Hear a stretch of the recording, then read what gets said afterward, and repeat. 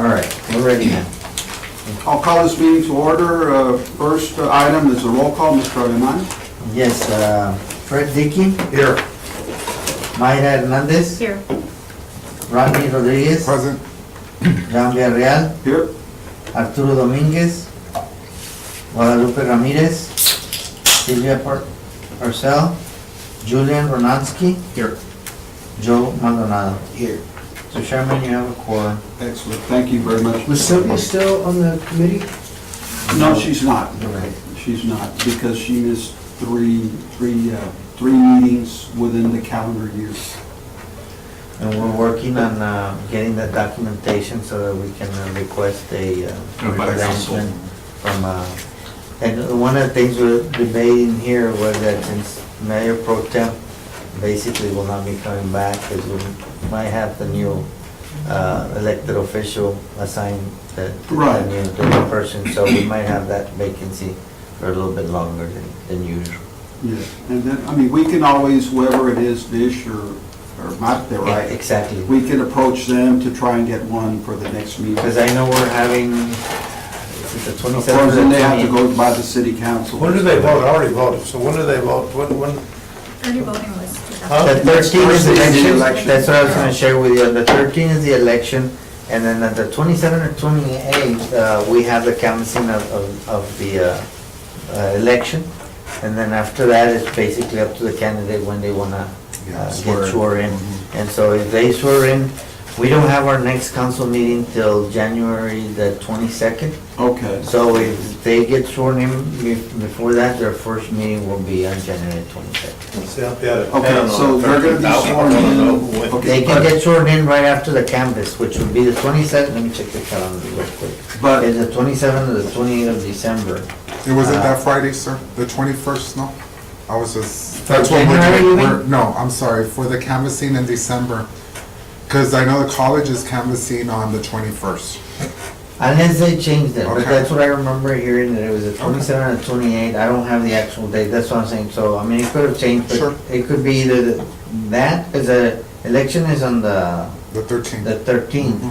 so it can be canvassed and. Now, when can members be appointed or, I mean, like, in other words, for January, I think we're safe to say that we're all gonna be here, right?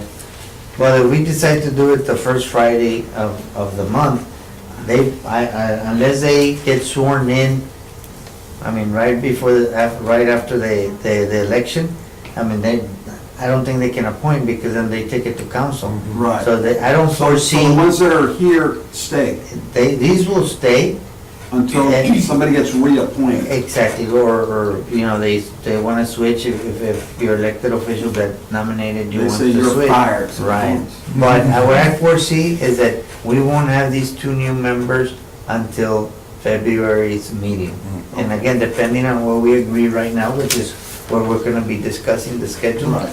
So that's what I foresee, that in February we'll have them on board by Okay, then. very good. I'm Now, pretty flexible. meetings, does anybody have a, I mean, you, Martin, do you have a preference?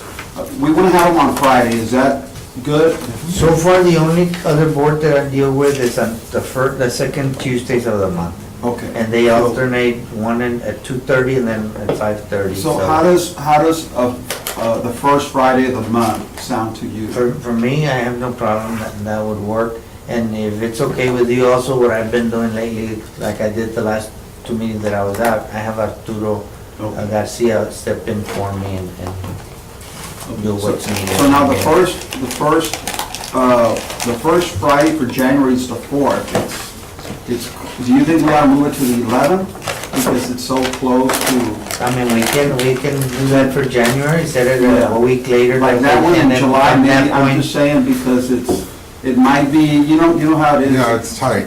It's tight. So, and then when is MLK Day? It's the 21st, right? So I just want to ask, is it mandatory, like, for it to be a Friday, or it can be a Thursday, or? Yeah, I I'm mean, just we've asking. always had it Friday, I mean, it can Okay. be any day. Okay. but it's- I'm just saying that Fridays usually, if someone has to go out of town, or they usually take a Friday, Monday, take off. I'm just thinking like Thursday. So do would y'all, be- whatever the committee desires, do y'all, Today was it? Thursday works for me, honestly. Thursday works I for me. I agree with that perspective, because I'm not gonna lie, Thursday- if I'm leaving around Usually this time. Friday, yeah. Hey, so then Thursdays are Every better? first Thursday of the month is better.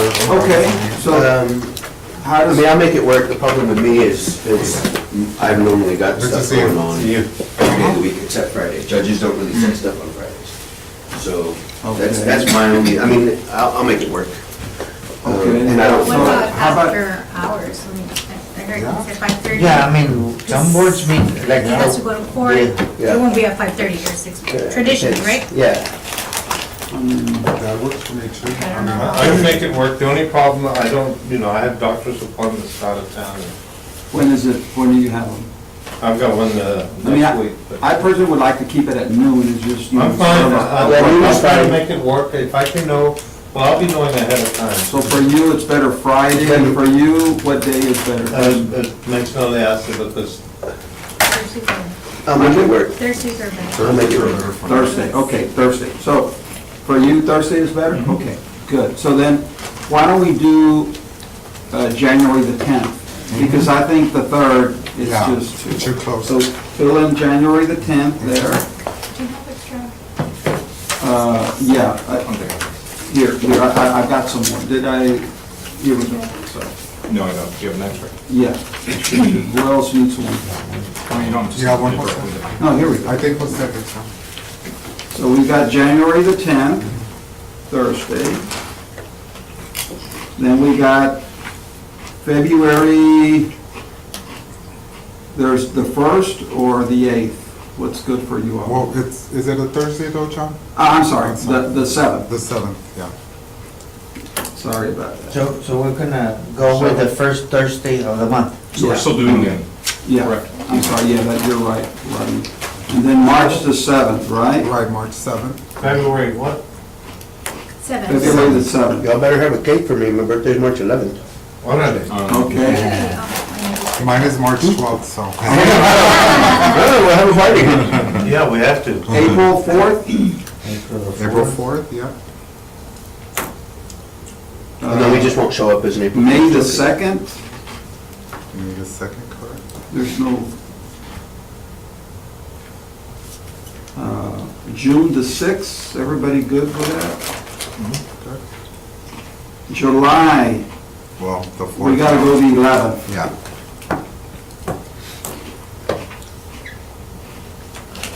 August the 1st? September 5th. And that's good because sometimes you get the long weekends like That's what I was saying. September, you get Labor Day. Okay.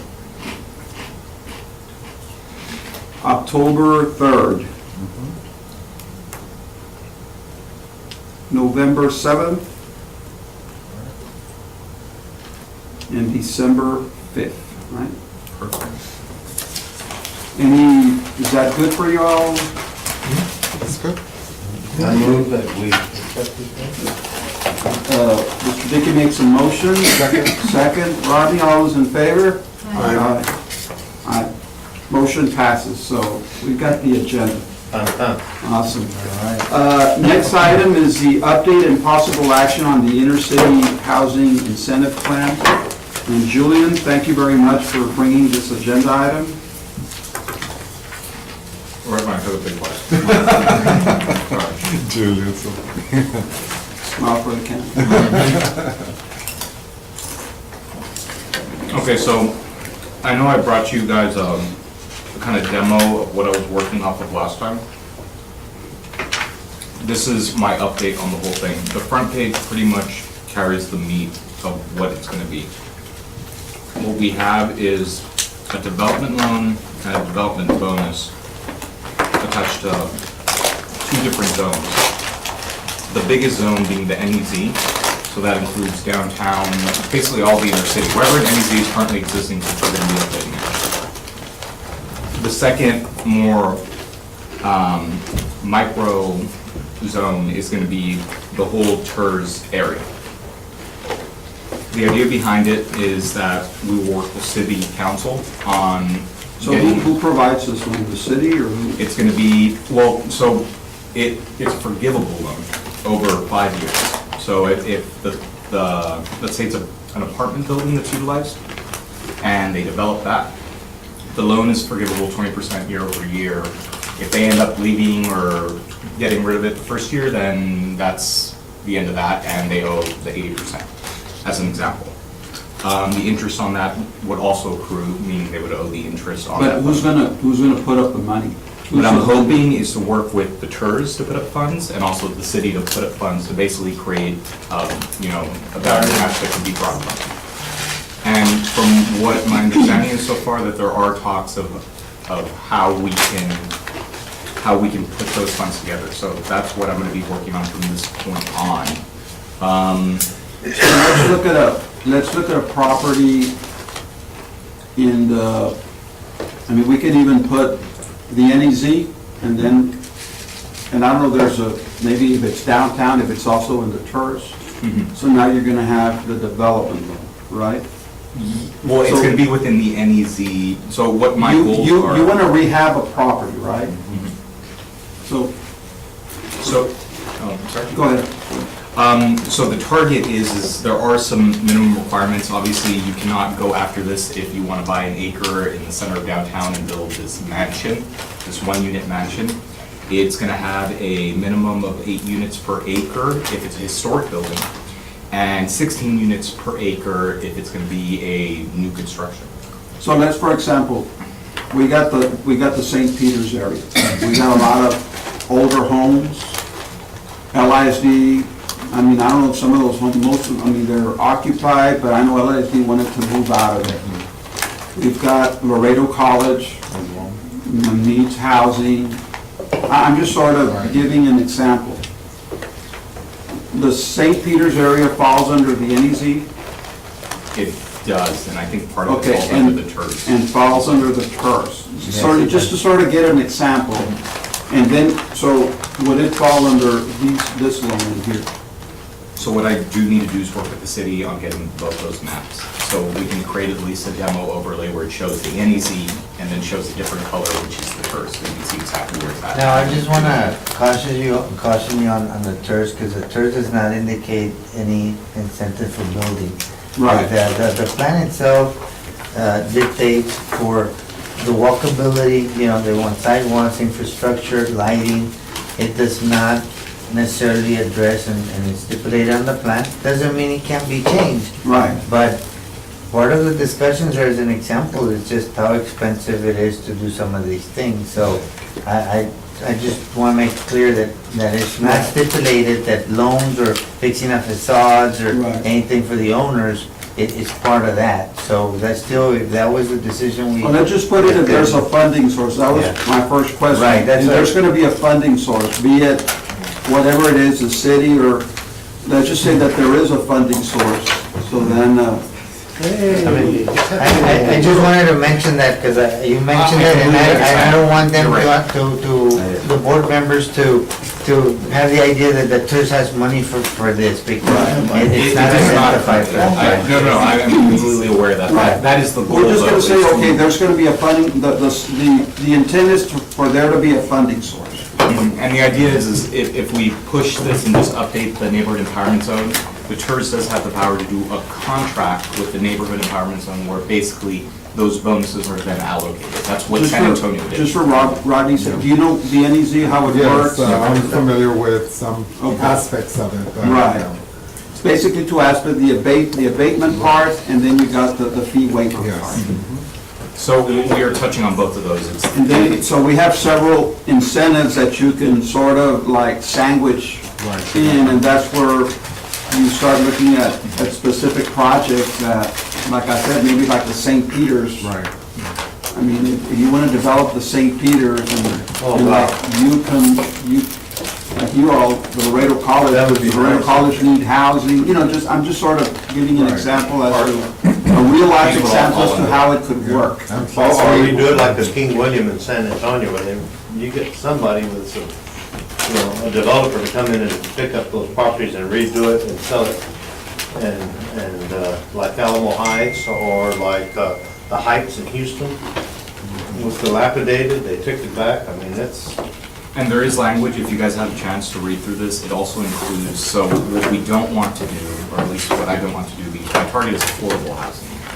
Not government subsidized, meaning that it's affordable to the average Laredo, is that no developer can go in there, pick these up, put an affordable rent, and then the next year hike it up to 30%. It actually caps it. As long as they have the development loan, it has to stay within 10% of the initial offered rent. So it Of the makes sure. initial what now? Offered rent. So the affordable rent, and that's the fall in that category, which is, I know, something you and I discussed. For as an what issue. term? So that's in, for the term of, as long as they have, they're getting these incentives, they have to stick within that. I think I put in some years somewhere. John, while he's looking for that, Oh, yeah. I did notice like LISD like selling those homes that are around that area. Is that a Right. part of that they're and they wanting to sold any vacate yet, that no, they area? wanted Yeah. to. See, that's the thing that if you want to do housing, Okay. that is a place where you have, okay, is it in the NZ? Yes. Is it in the turf? Maybe. And then will it fit this criteria for affordable housing? Or maybe work, families, or maybe students? You know what I mean? Well, and Julian and I talked about this at lunch the other day. And that's, I kind of want to get away from the affordable housing term, because I think what you're looking Yeah. at is more like market rate housing, Market rate right? housing, So, sorry, yeah. so what we're trying to do is have people who are either students or people that are, middle income, et cetera, that aren't getting quote unquote assisted living. What we're trying to do is develop downtown by getting people down there who want to be there, number one, can afford to be there, number two, but also not price them out either, right? So it's that Right, that balance, Because right? Laredo does have that need. That's the biggest complaint, is there is no, the housing cost is too high. And I think the reason why it's important for like an economic development perspective, when you think of, hey, we're putting these incentives out there, is what are we truly incentivizing? And what we're incentivizing is not just the reinvestment into these areas and bringing them back, which brings back retail and all this economic development that can happen with it, but also smart growth, which is the fact that we are doing more densification, which typically does not cost the city more money compared to suddenly trying to do a whole new development that you have to build roads and electricity lines and We have all the water infrastructure. pumps. Yeah, we have the infrastructure. So as much as initially it looks like as an incentive, what we're really developing through this is also an efficient city that in the long term should be a lot more sustainable in terms of growth, and not to mention, we discussed this, the fact that this is what everyone, is looking for nowadays. That's why everyone's moving into downtowns, because they like to be able to work and play in the same area. And the answer to that is density, retail, and, you kind of, if you build it, they will come. The way to revitalize not just downtown, but the entire inner cities, to put more people there, because then retailers want to be there. So retailers will come. That's why it's so important to not just incentivize housing, but have it be affordable to the average Laredo. That the traffic is there, the human traffic. Is that what That's you're what's saying? gonna, that's what, That's Rooftops. That's rooftops, yeah. if you go online and look at any modern day retail package on someone that's advertising a center in other cities, you'll see something called a walking store on that. So, and that's the measurement of distance between locations of other Houston housing. City Center is all in the terms, Houston City, and it's walking. I mean, I know we're pushing the downtown big time, but I think as a suggestion and maybe even sending it to the council is moving the Bethany House out of there, because, I mean, I have nothing against social Homeless. helping and homeless and anything, but, I mean, they're all scattered all over downtown, and, I mean, how people are gonna go downtown if many of you are looking for the tourists and pushing downtown big time? I think, I mean, they're just laying there on the floor, sidewalks. I mean, Have there been any, I'm not sure if we can discuss this in this item, but can we? We're talking about downtown, no? Well, yeah, so have there been any talks of solutions? Because I don't think the solution necessarily is to push it outside, but provide it maybe, have there been any donors that have been willing to say, you know, I'll give you some free real estate over here, you know, as a 1031 exchange to move them to like, because I think I've spoken to you, you said they're maximized.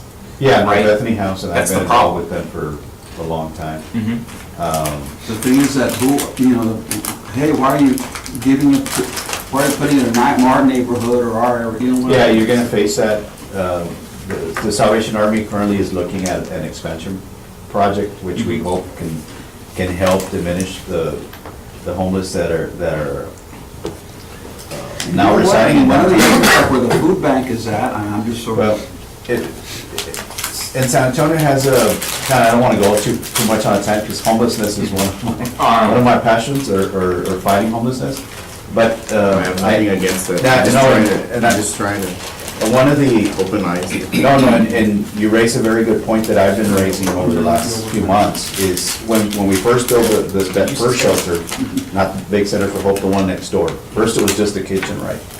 The homeless were sleeping in the storefronts. So the merchants came to us at Bethany House, at the coalition, to kind of build a plan to take them away from the storefronts. So now the shelter and the expansion are full. And now we're seeing the return of folks sleeping in the storefronts. I just saw a business on Lincoln board up the front because they were sleeping in almost like a little house in front of the storefront. It does need to be addressed. I think the solution is dedicating resources into that area.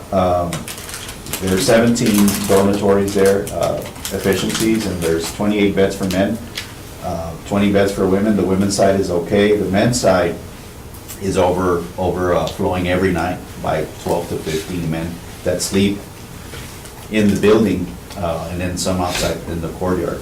So that requires a longer-term solution, resources. It is an inner-city issue. We've, over many years, have discussed trying to relocate. I would discourage anybody from, the housing piece can be relocated. And frankly, if you ask me today, it needs to be, particularly the families that are homeless, they need to be served elsewhere. It's not the best setting in a downtown to have kids in a very constrained area. But it is gonna take resources.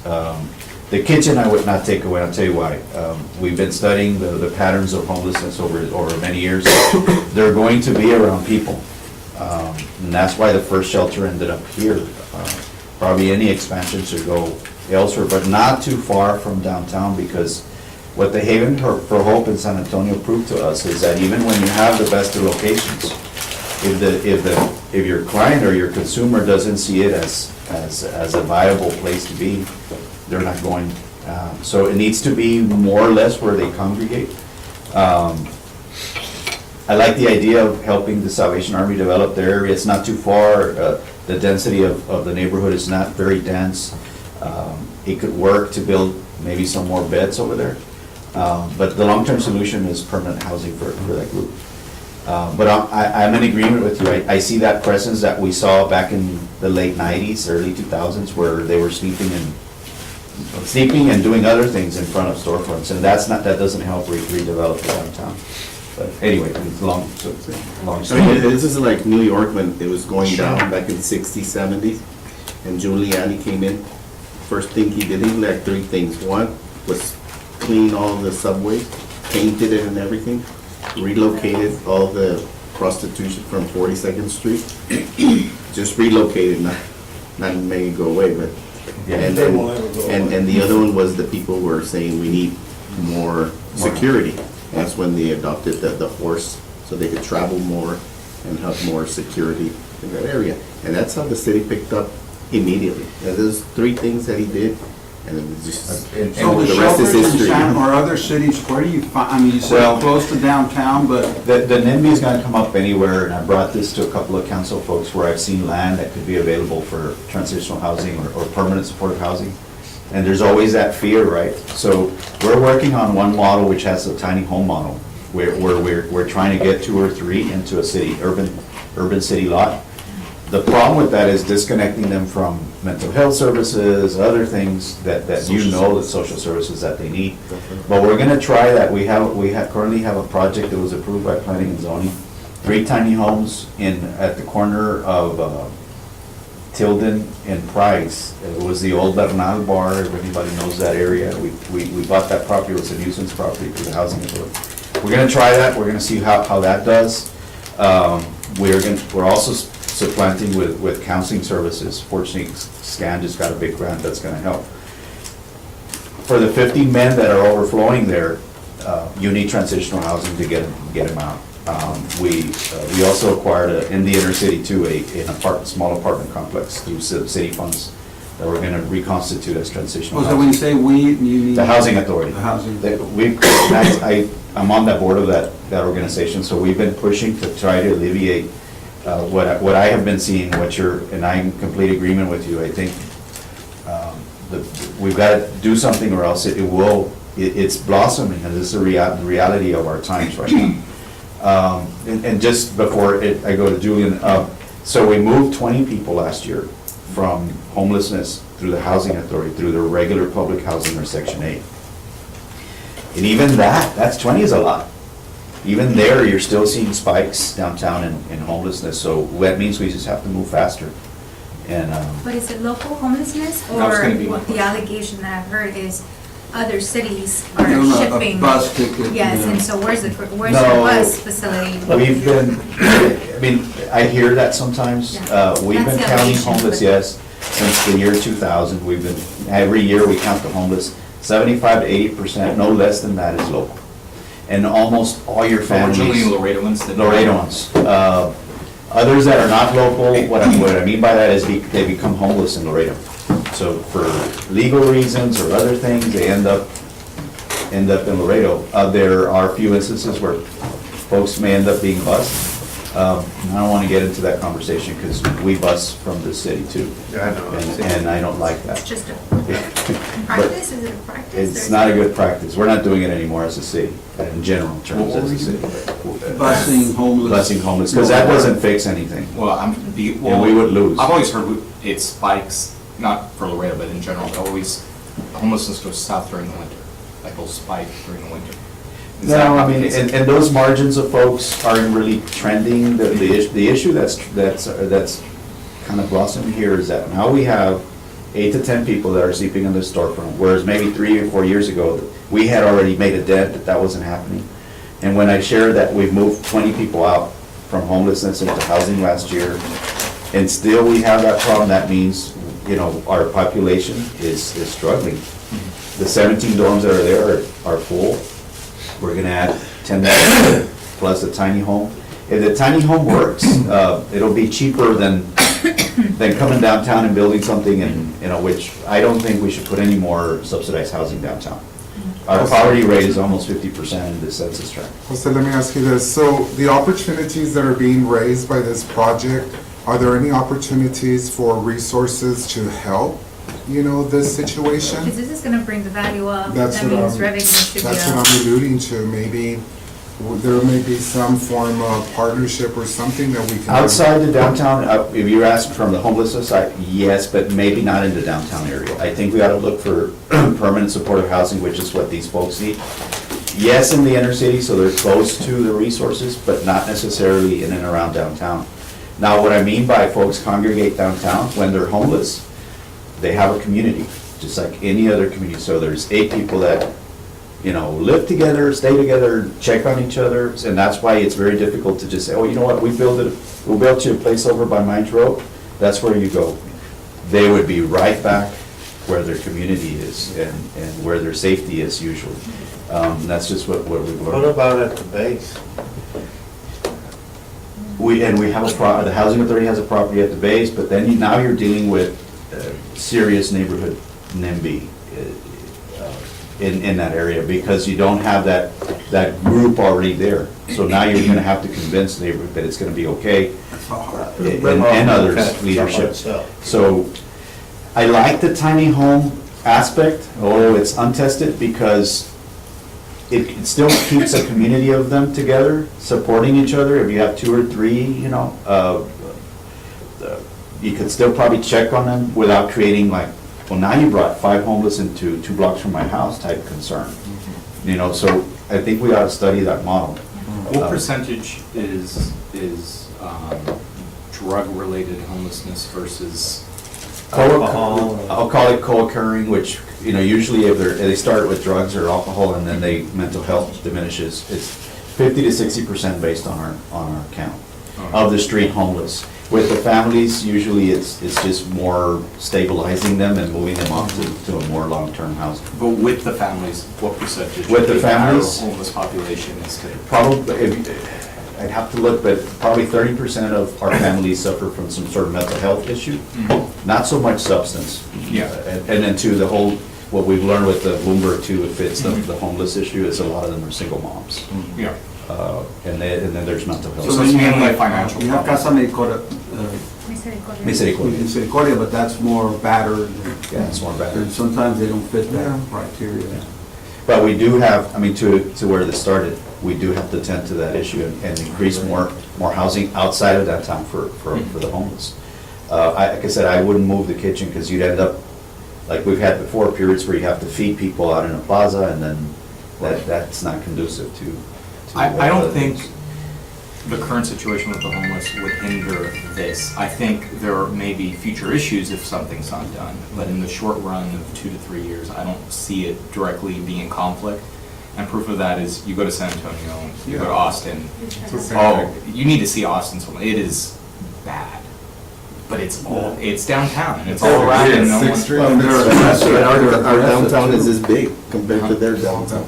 Well, Denver's downtown is pretty small, and I just went there, and their homeless problem is big. It's a Denver- general national problem. It is, yeah. It's on an It's- uptick. What happens is, I think somebody mentioned earlier, is homeless go where there's decent weather and a decent place where they're gonna be around people.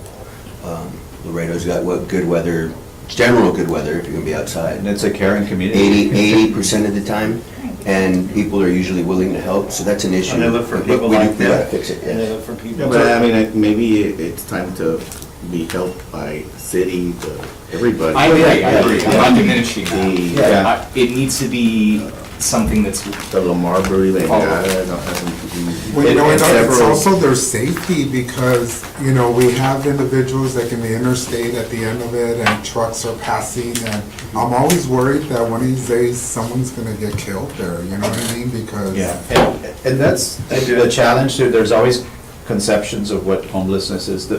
Sometimes the people you see on the street are the ones that have the least support, they're the out-of-towner.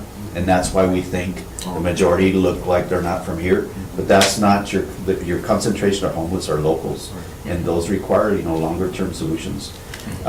Fortunately, there is a group of us that are trying to, that have identified this uptick of downtown homeless, that we're working through some of that. We gotta push harder through the housing authority. We created a preference for, if you're homeless, if you're a veteran, you get a preference. So if you apply, you go up on the list. And if you're homeless, receiving some sort of treatment, whether it be at Bethany House, Casa, or another location that's credible, we'll give you another point. So if we all apply and you're in that situation, you should get housed faster. And my concern is, having said that, we moved 20 people out, we're still seeing a spike. That's a concern for me, is that we have to move that. Like the Bender Hotel, what do you all, what is planned to be done there? Market units with maybe a couple of affordable from the low-income market to get some grants, but that needs to be market. And I'm glad you make that clarification, because market and downtown, if you ask me, is affordable. It has to be. We're at almost 50% poverty. El Cuatro is at like 47%. You go all the west side, it's like in the 40s. So you're not going to rent something at North Laredo rates. You're going to have to start at a very affordable or market. It's actually market. You know, we're saying the same thing. Affordability in downtown is market. Its market is very affordable. But for there, we're not putting subsidized housing there. We are asking the city, and it's not the housing authority property yet, but it was acquired by the Fernando Salinas Trust, and so we're hoping he'll turn it over to us and we'll reconstitute it into apartments. How long will that take? That'll be expensive. It'll be a 2-year project. Yeah, that'd be expensive. How many units are there, like 40? They have 42 little units, but we won't get 42 out, like 20 at the most, because they don't have restrooms. The ones that are, most of them are, they're just little rooms. So, you know, and it'll be mostly 2 bedrooms and a few 1 bedrooms. I'm sorry, mostly 1 bedrooms and a few 2 bedrooms. I think we just have to take care of our local stuff in order for it to really grow the downtown. I mean, the other proverb is, there's only one way in and one way out, and that's what we're hearing, so we gotta take care of what we're We hearing. need to, Do 2 ways again, how it It's was before. expensive, and it's expensive, but we need to be able to go under something, but not only go underneath Santa Priotina, Santa Maria, and out of downtown. And those one The train is streets what- are no longer good for downtown, the one ways. I mean, it has to be 2 ways, so you I have agree, more but in and that's out. not- Well, but then you would take something like Santa Maria, that's probably the widest of that, or Santa Teotihuacan, the middle of those. And but that's expensive, you gotta move utilities and all that, but sooner or later, to make it thrive downtown, something's gotta be done. I'm talking about like Farragut, that is 2-way, not the one-way Matamoros. No, you make it 2-way, all of them 2-way, so you have all the ins and outs to get out of there. That makes it faster, and you only have to go. That I don't really think But are they about. wide enough for 2-way? And they're always It's been proven time and time again, it's what's kind They of hot used at to this be that point. One-ways are not good at all, because what you end up, the idea is to get traffic through quicker, but what you end up with one-ways is if that ever gets blocked, now you have a huge problem. And marketability for those businesses too. When you're It flying, increases you wanna retail sales. you wanna Improvement. beat the light and go faster, that's what you're trying to do, that's the one that has most accidents. If you do it 2-way, you'll go slower, you'll have visibility on whatever business they're downtown. And if you put a stop sign, it even slows it down more than just a regular light that you're fighting against, light that you really have to stop. And you'll really see what's around that area. Oh, there's a business, there's a sale. I mean, right now, you just fly through So Matamoros or whatever street. has that been proposed, or is that happening right now? I know it was being discussed when it came to the 5 blocks that project, the 5 blocks on I-35. I know that was a topic of discussion, is finally changing those back. From what I heard, and I don't know if you can confirm, but I heard that the city there was some term of internal discussion pertaining to the streets downtown, if they're going to be changed back. There has, I have not been Okay. privy to. I know it's something that I at least tell every council member when I see them, is that needs to be done. But is that city? That would be the. Makes The sense. street Yes. downtown, the Downtown is all yes, city, yes. it's not So- the highway. There was a study several years back by Sosa or somebody that. I think it proposed it, yeah. $500,000, I don't know if you're aware of it, was a plan where they even discussed about going underneath, at the end of the expressway, going underneath to the bridge. And Munoz, the Kel Munoz. Munoz. There was a downtown plan that was. But that was that 2-way, were they proposing 2-way? I don't street? remember, that's been a while. There is an outlet shop, a traffic study that was done. I think the update was 2014, the last date. It does talk about a lot of these different streets and some recommendations. Because I know we looked at it for the conference center, and they even have an option of the ramp that you take into the riverfront, having it 2-way as well. That was the biggest That concern would for be the good. property. That was the biggest concern, one way in, one way out. And they didn't like the idea. It's this idea that, Do we want to finish on this one so that we Okay. can go on, read if it's going to jump Okay. into some of Good those? idea. well, what I ask is, so who at the table would like to meet to really dive into this so we can kind of get a final draft? I'll be one. So, Me too. we can't reach, so is that quorum with 4? No.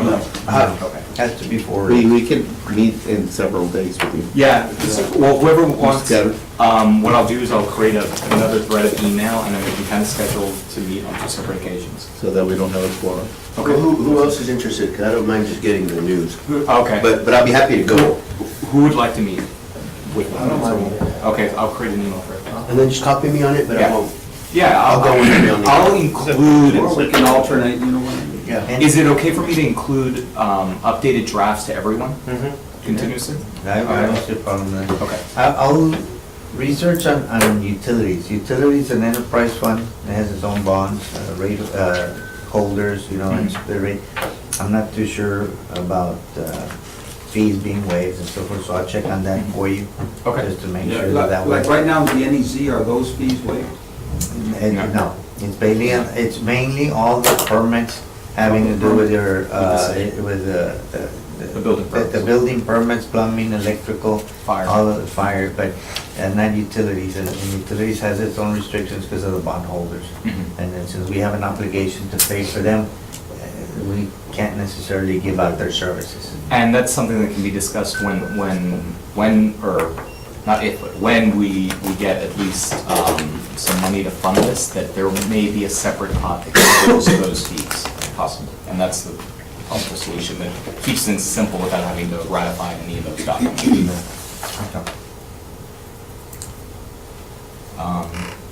That's, unless anyone has any further questions on it. Julian, just one comment for me. Yeah.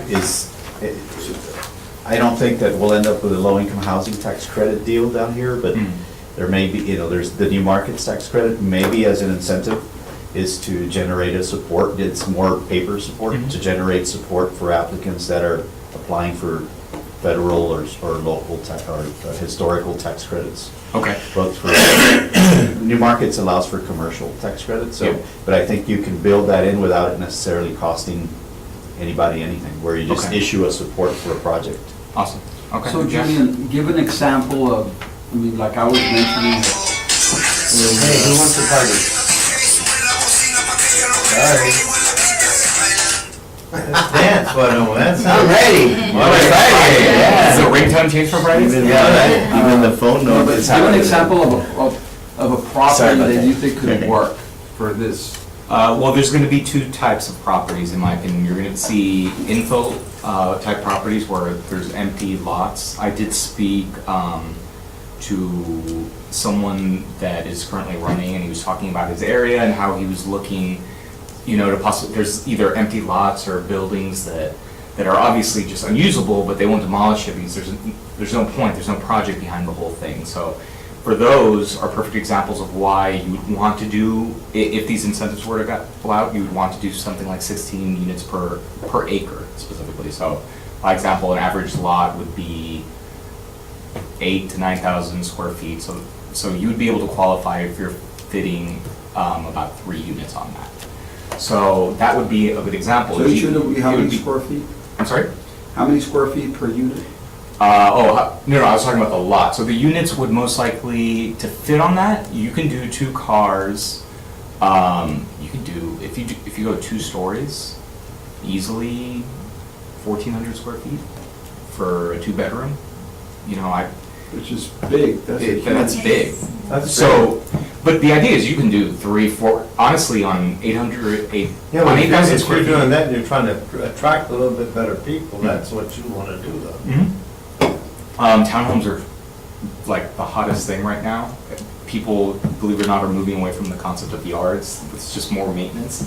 And townhomes are selling everywhere in a lot of places. I'm starting to see them pop up in Laredo now.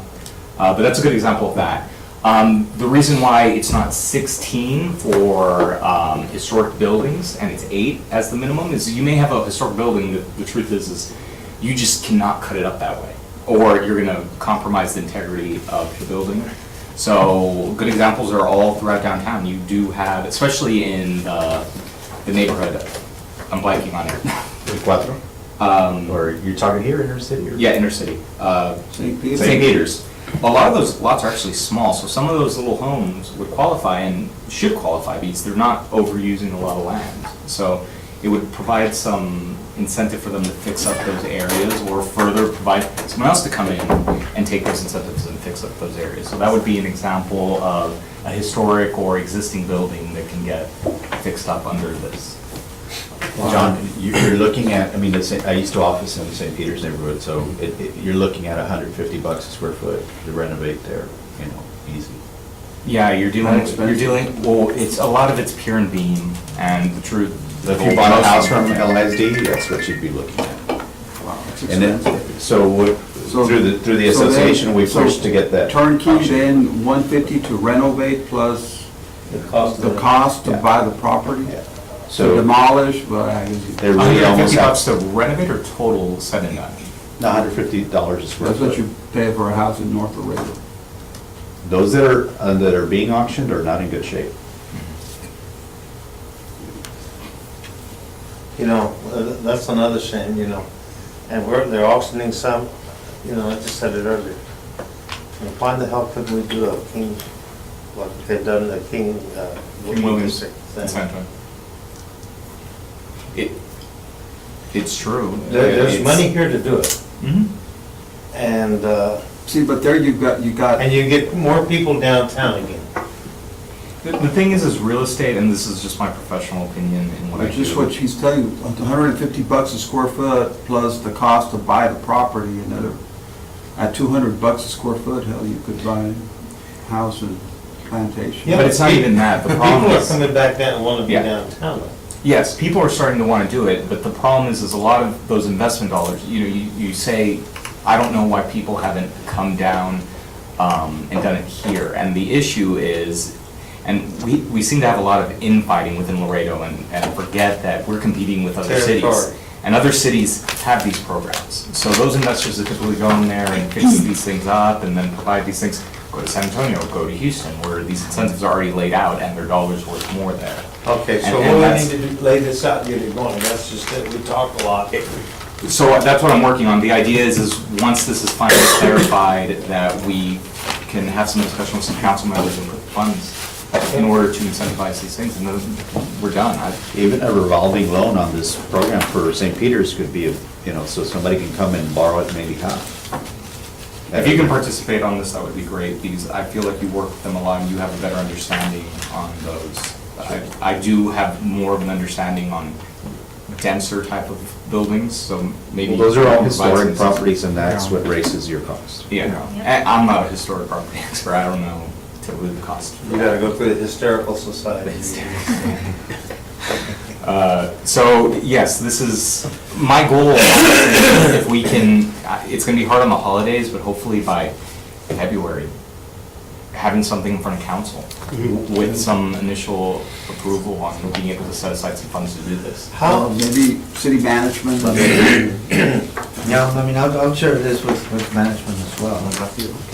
Well, very good, is that it on the inner city housing? Yeah, I've got to get on to another meeting. Okay. Sorry. Thank you. Julian, that would be the soonest we could do something. I'm not going to see y'all, so y'all have a Merry Christmas. Or if people can meet next week, closer to the holidays, Yeah, right. I'm okay. The truth is, we just need to finalize what the incentives would be, and that's gonna give us, then we can estimate, okay, what we're expecting to see is this much investment, so we need this much money in incentives for the first year, this much for the second year. Because if we know it, then why lag, why draw it out? Like, if we can get the information sooner. I'm willing to meet next week and have most of this hammered out by I'll the be out fall. next week, Tuesday, Wednesday. Joe, you wanna work on it if you're free? Sure. Jose, sorry. It's okay. Yeah. And then you guys wanna meet on it? Yeah, Next week, we can hammer this out possibly so it can be on the agenda the first week of January if you want. I think John's point to providing an example of, so we can create viability, so that it's not just Yes. pie in the sky, it's like, this is a Yeah. real This project. is what you can do. It's just not talking, I mean, because there's a lot Here's of. 2 or 3 5 properties, or here's 2 or 3 empty Yes. lots. This is how they would work. See, there you have a concept of, And it's tangible as well, you see what I'm Right. saying? So. like I bring St. Peter's, because I know y'all probably need housing for your students, you know what I mean? Sure. And I mean, if you can merge those two together, I think it'd be Well, maybe awesome. we make that kind of we can do the specific, get the specifics on a home and run with that, see what it would do on that particular model. As an example. To me, the first thing this is gonna feed is the housing. Because it's also gotta be This economically is- feasible for the investor. Yeah, and Yeah. that's what, we're competing with investors that are putting money all throughout the United States and Everywhere. Texas. So if we are not being competitive as No. a city on attracting these. Do you think we the won't investor get- that would come in would be from out of town or a local investor? I think you can get both. I think the problem is that it's easier and cheaper for them just to go out and just develop raw land. But the problem with that is it's not sustainable. We're developing all this raw land, and the truth is that even though that may not have an incentive, as a city, we're paying for the roads, and we're paying for that at the end of the day. And we need to realize that if we do a little more of the smart growth and just utilize where the infrastructures are. Let's use what we got and make it nice. You know, guys, we gotta move on to the Okay. next one, and we've already been talking about just, the economic development for downtown. I mean, we had, it's good that Jose's here, I mean, he's a big advocate for Prop B, but I guess, where do we go from here? I mean, where do we go from here? I mean, we thought this was another big anchor, you know, we have the outlet mall, and this would be another big anchor, so what's our? I have a question. Why, and maybe Martin will know, we know the boxes, most of them in South Laredo, voted against it. The boxes? Sorry? Those precincts, Precincts. represented by city councilmen down there, were these city councilmen that worked, were they for Proposition B or not? Well, I can tell you this much, one of the things that happened is that we were advised, or council was advised that they could not be speaking up for or against. That was an issue that was out there. So Okay. that's why there was somewhat of a hesitation and some, why they weren't coming. We were supporting with the information, the facts. I got to go with several meetings with Jose in reference to, well, of course, it was Proposition A, not B, but providing whatever information the city had and where funding was coming from and so forth, but we were not, Because I'm just saying, I mean, I'm 70 and I do get a little Facebook, and this one guy said that in Spanish, and I wrote it back. Okay, it was just for the rich people to make money, and I told him, you know, you fool the people from La Posada giving $17 million worth of stuff. How many poor people used to give a job to somebody who needed a job? You know, I mean, it was the unfortunately, it was the that's- Envidia factor, you know, and I don't Unfortunately, right know now, why. it's- I think that's part of the current climate, locally especially, but also nationally, where you are getting this backlash. And the problem is we need to move away from thinking locally and start thinking competitively with other cities. San Antonio their city council just No. passed 1.25% We had a city hike councilman- in the hotel. Many years ago, we had a city councilman have Through the somebody. site, through a But- development district. You know, the unfortunate thing that Prop B, it failed, so let's see, Yeah. because we're All right, short what on can we time. do? What avenues are there? Anybody have any idea? Yes, go ahead, Jose. So, obviously, I'm still on the project, right, for a consultant for FASTCAN on it. So we're still in the works of developing official next steps. But one thing that we've learned, and that, of course, we knew this, is that we have to have a concentrated and consistent effort to revitalize downtown. I think convincing the general public that it was ready to take on a large conference program. I mean, we felt there was, obviously, we're still supportive of that idea, but I think the general public may not have been as convinced. Creating those connectivity, the corridors, aligning traffic the way it needs to be aligned, doing all those things as a city, but also in this committee, I think, making sure that there's efforts that take us in that direction to really revitalize downtown. That's key. From the part. So I guess two-way streets. Well, I'm speaking generally, right? And what I mean, the effort that Julian's putting forth, that speaks to revitalizing downtown, continuing those efforts as a committee. Specifically, what's next for the conference center is we're coming up with a potential that we'll present to the city, that looks at a smaller site, something that we think is still very viable, given the market, the tourism market. It'll be much more official in a few more weeks.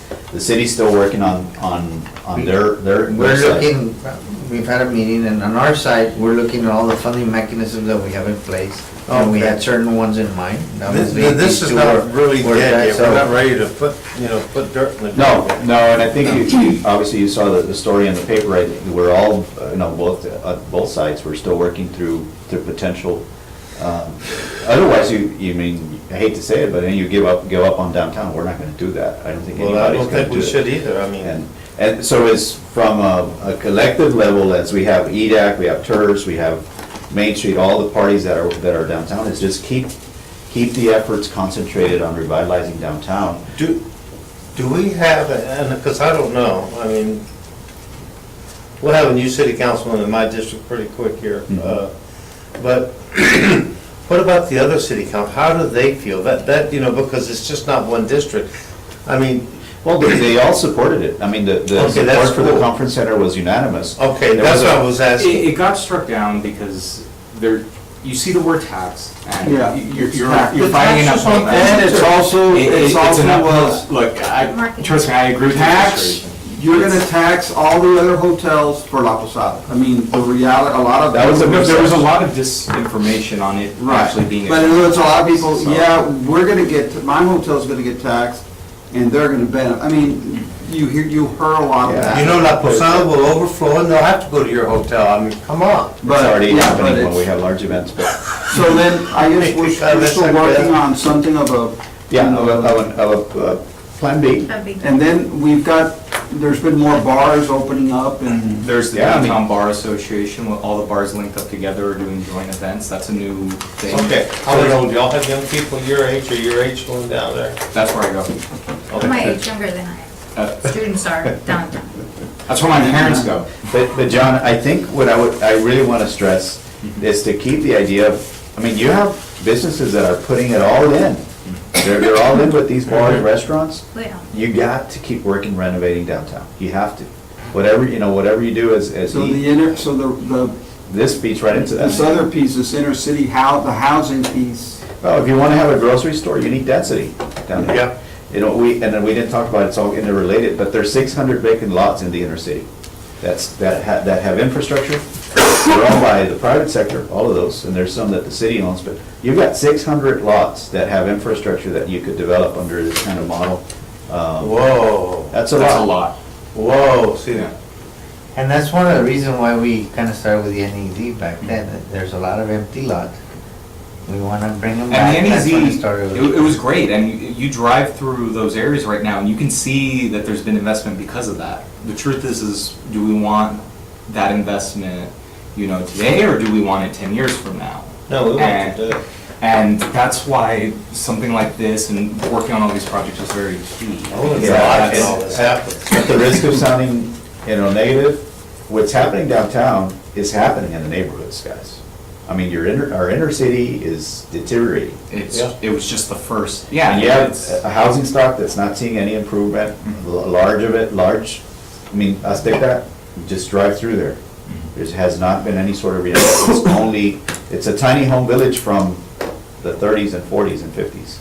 So we've got, that's, to me, that, and economic development, it's your workforce. It's where a lot of the workforce is leaving. If they start vacating us even more, you're gonna start seeing some serious deterioration. I mean, not even getting into the whole former hospital, right? But do you see what's happening around that? Oh, yeah, that died Inner right city? away. So is for, I know it's on a different And that's topic. the but- city's tax base, so. Well, yes, sure, There's and this MISC's initial. tax base is affected. So what you guys are, and I'm glad Julian's pushing for this, because we can very quickly come up with a model that demonstrates how this can Well, let's impact put it in some, we can put, send the taxing city council, let's do from it. a tax base, The one right? thing I've seen from this, and it kind of leads to, I think we've had these conversations with the city, is that we need, these are all great incentives, but if they can't get the paperwork back out from the city, then these incentives are locked up in a cage. We do need a inner city, someone within the building department that just specializes on inner city redevelopment and understands the Do codes. we have for those anybody things. that could be assigned? Mike, Maybe? could we get an intern? I know the city has adopted like an internship program where we can get maybe our engineering or someone that.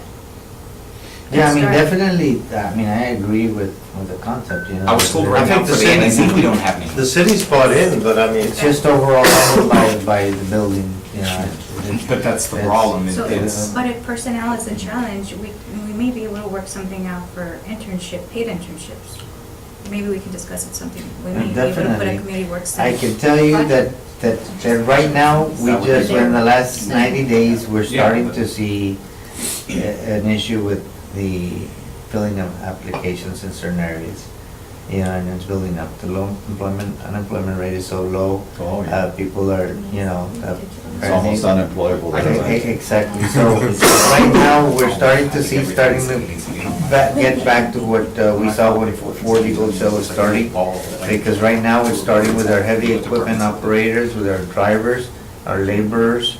So with that, we're already starting to see that it's taking us longer to hire. And the ones that are applying are really They want more money, experienced. and they want So- more money. But obviously, yeah, because we're competing against the private market, the private sector. And obviously, they're, paying $18, $20 an hour. Council has been very proactive in that sense. We went to 10, this year we went to 11. Just this Monday, I made a presentation, all the positions having to do with CDLs. We built a structure and we're starting, I think, with the lowest, that's gonna be, I think it's like $13 and the highest $14.50 now. So.